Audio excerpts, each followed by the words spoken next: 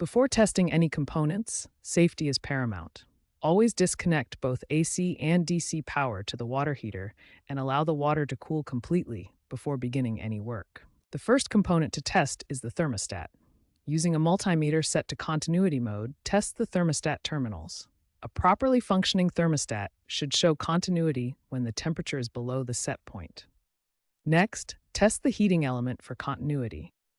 A functional heating element should show a resistance reading of approximately 10 ohms. If the multimeter shows infinite resistance or no continuity, the element has failed and needs replacement. Check the circuit board by testing for 12-volt DC power on the brown wire. Use your multimeter set to DC voltage mode. If there's no voltage present, the circuit board may be faulty and require professional replacement. If you're getting lukewarm water instead of hot water, check the bypass valves. These valves can mix cold water with hot water if not properly closed. Ensure all bypass valves are in the correct position for normal operation. Some issues require professional attention. If you discover a cracked tank, propane leaks, or complex electrical problems, contact a qualified RV technician. Attempting these repairs yourself can be dangerous and may cause further damage.